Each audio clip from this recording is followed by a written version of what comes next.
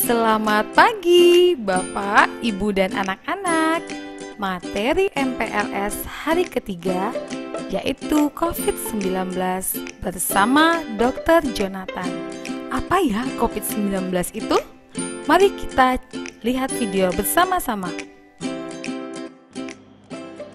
Halo anak-anak TK, SD, SMP, dan SMA Sin Karus Bengkulu. Apa kabar kalian semua? Semoga kalian dalam keadaan sehat tanpa suatu kurang apapun.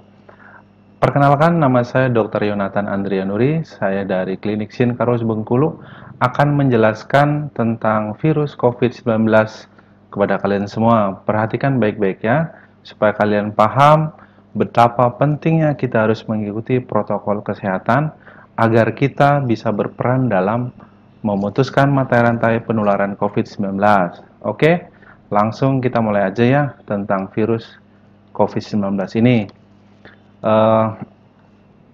Sebelum masuk ke materi tentang virus, kita harus mengenal dulu tentang COVID-19 ini. Jadi, COVID-19 itu merupakan keluarga dari Coronaviridae. Dia termasuk dalam genom RNA ya. Dan COVID-19 ini merupakan akronim. Jadi, COVID-19 Co adalah corona, V adalah virus, dan D-nya adalah disease. 19 itu adalah pertama kali virus corona ini diisolasi dalam tubuh manusia tahun 2019, bulan Desember. Virus ini pertama kali diketahui penularannya melalui hewan atau zoonosis. Jadi pada saat itu ditemukan penularan dicurigai dari kelelawar pada saat ditemukan pertama kali itu. Virus ini ditemukan pertama kali di Cina, di Wuhan ya. Terus kemudian tren pada saat ini adalah penularan melalui manusia ke manusia. Selanjutnya adalah masa inkubasi dari virus itu sendiri. Apa itu inkubasi? Inkubasi adalah masuknya virus ke dalam tubuh manusia sampai menimbulkan gejala. Biasanya itu pada hari pertama sampai ke hari 14. Rata-rata biasanya pada hari kelima ya. Oke, pembahas selanjutnya adalah penyebaran dari virus COVID-19. Jadi prinsip dari virus itu adalah dia bisa bertahan hidup dan memperbanyak diri di media yang hidup juga. Jadi ketika pasien yang terinfeksi COVID-19, ketika dia batuk ataupun bersin, dia akan mengeluarkan droplet. Nah, droplet itu banyak mengandung virus. Ketika droplet tadi itu jatuh di permukaan gagang pintu, terus kemudian meja, kaca, tangga, dan lain-lain, itu kemungkinan ketika orang lain memegang benda-benda tadi dan tidak mencuci tangan, terus lalu dia kemudian mengusap hidung, mulut, ataupun mata, kemungkinan besar dia akan terinfeksi oleh virus COVID-19. Nah, populasi risiko tinggi infeksi itu biasanya pada pasien-pasien dengan penyakit gangguan atau penurunan sistem imun. Contohnya adalah HIV, AIDS, lupus, dan lain-lain. Terus kemudian pada pasien-pasien dengan penyakit kronis seperti contohnya adalah asma bronkial, diabetes, hipertensi, dan jantung. Terus kemudian juga pada usia yang lanjut ya, dan juga pada pasien-pasien dengan keganasan atau yang disebut juga dengan kanker. Nah, pria lebih berisiko dibandingkan wanita. Gejala umum dari COVID-19 ini biasanya adalah demam yang tinggi sampai pasiennya menggigil. Terus kemudian disertai dengan batuk yang kering sampai berdahak, kelelahan, terus kemudian ada sesak napas, nyeri otot, dan nyeri-nyeri tulang. Ada sakit tenggorokan, sakit kepala, ada mual dan muntah, hidung tersumbat, bahkan sampai diare dan juga batuk darah. Nah, yang terpenting di sini adalah dari semua materi yang sudah sampaikan adalah bagaimana kita mencegah mata rantai penularan dari COVID-19. Jadi,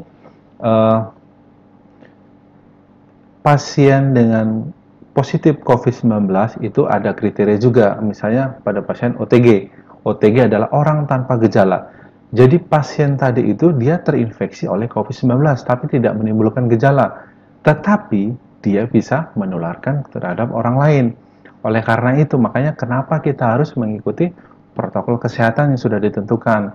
Contohnya adalah ketika kita keluar rumah, kita harus menggunakan masker.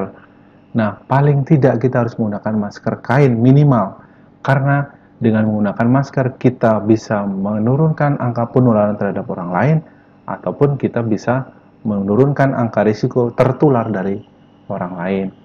Nah, ketika kita memegang benda asing di luar lingkungan kita, sebaiknya kita harus mencuci tangan sebelum kita menyentuh mulut, sebelum kita menyentuh hidung dan mata. Nah, terus kita menggunakan hand sanitizer.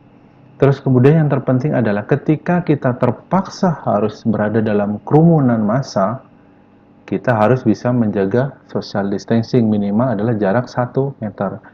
Karena dengan jarak 1 meter tadi, diharapkan droplet infection itu akan berkurang karena dengan jarak yang 1 meter, ditambah apalagi kita menggunakan masker. Dan yang terpenting adalah kita harus stay at home. Ketika tidak penting untuk keluar rumah, sebaiknya kita tetap di rumah saja. Oke adik-adik, sekian penjelasan dari dokter ya. Semoga kalian paham. Stay at home, study at home, dan tetap ikuti protokol kesehatan. Tetap semangat belajar bersama Bapak Ibu Guru secara virtual. Salam sehat dan bye-bye. Setelah Bapak, Ibu, dan anak-anak menyaksikan mengenai COVID-19 bersama Dr. Jonathan, mari kita menyaksikan protokol kesehatan TK Sin Karolus Bengkulu. Selamat menyaksikan!